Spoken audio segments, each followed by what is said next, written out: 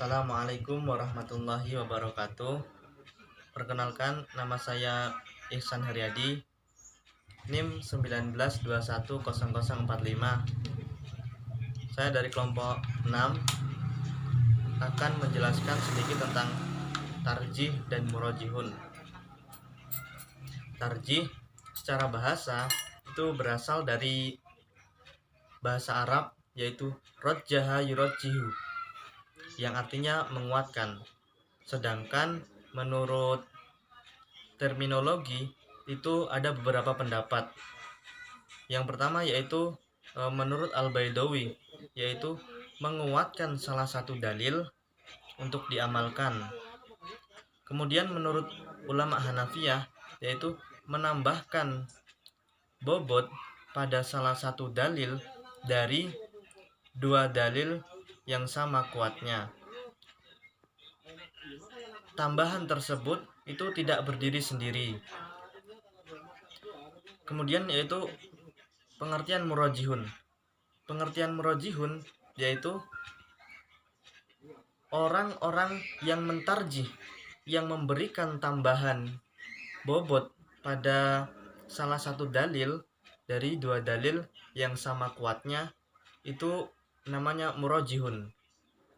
Kemudian sejarah kemunculan murajihun, setelah kekuasaan Bani Umayyah itu berpindah tangan kepada Bani Abbasiyah, itu pada mula-mulanya itu umat Islam itu mencapai pada puncak kejayaannya, yaitu di mana ilmu-ilmu Islam itu berkembang pesat, termasuk dalam bidang ilmu fikih, yaitu munculnya imam mazhab.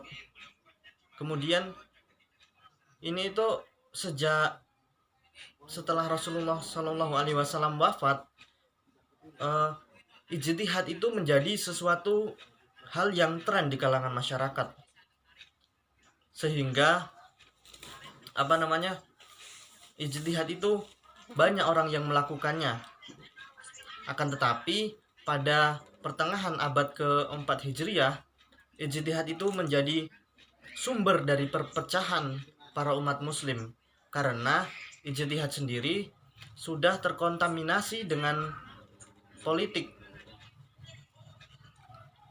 Dan kemudian para ulama itu bersepakat untuk menutup pintu ijtihad. Setelah ulama bersepakat untuk menutup pintu ijtihad, kemudian ada beberapa faktor yang menjadi kemunculannya murajihun itu. Yang pertama adalah adanya dua dalil yang sama kuatnya dan saling bertentangan. Kemudian yaitu munculnya fanatisme terhadap mazhab. Jadi ulama-ulama umat Islam pada saat itu fanatisme terhadap mazhab mereka yang mereka anut. Kemudian yaitu tertutupnya pintu ijtihad. Itu yang menjadi faktor munculnya murajihun. Kemudian yaitu tugas-tugas majelis tarjih. Tugas-tugas majelis tarjih yaitu menyelidiki dan memahami ilmu-ilmu agama. Kemudian memahami atau memberikan fatwa. Kemudian juga menjelaskan atau memperjelas kaidah-kaidah yang sudah dikeluarkan oleh para imam mazhab tersebut. Terus menyatukan perbedaan pendapat. Kemudian pendapat ulama terhadap dalil yang lebih unggul.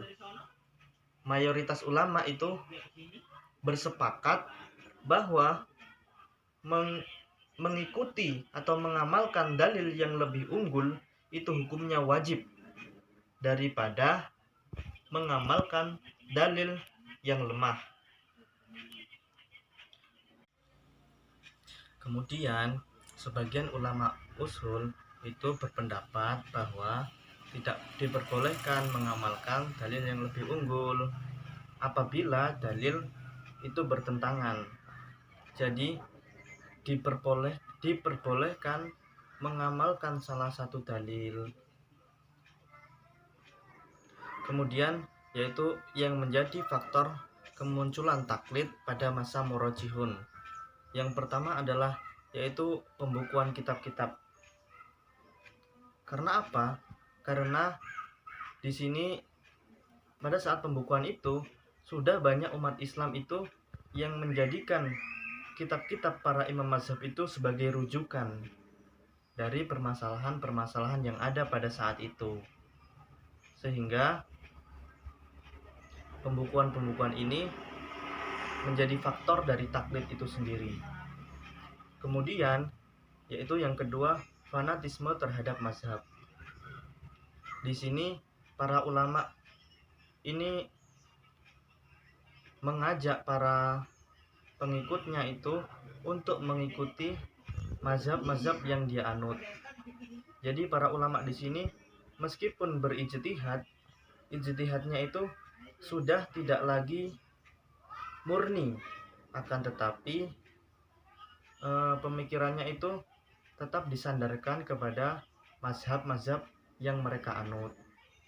Kemudian yang ketiga yaitu ditutupnya pintu ijtihad. Karena apa? Karena pada saat itu banyak orang-orang yang berfatwa, akan tetapi pada saat dia berfatwa itu dia tidak mengetahui ilmunya. Kemudian dia tidak mengetahui pemahaman tentang apa yang ia fatwakan, dan juga pada saat itu ijtihad itu sudah terkontaminasi kepada politik, sehingga ijtihad itu menjadi sebuah kepentingan politik. Dan kemudian keadaan sosial pada masa itu yaitu Bani Abbasiyah itu sudah pada masa kemunduran karena banyaknya faktor-faktor yang melatar belakangi kemunduran tersebut, yaitu baik dari faktor politik maupun juga dari faktor-faktor yang lain. Kemunculan ini menyebabkan perpecahan dari beberapa negara, sehingga kekuasaan Bani Abbasiyah itu terpecah menjadi negara-negara kecil. Mungkin sekian yang dapat saya sampaikan, kurang lebihnya mohon maaf. Billahi nasta'in. Wassalamualaikum warahmatullahi wabarakatuh.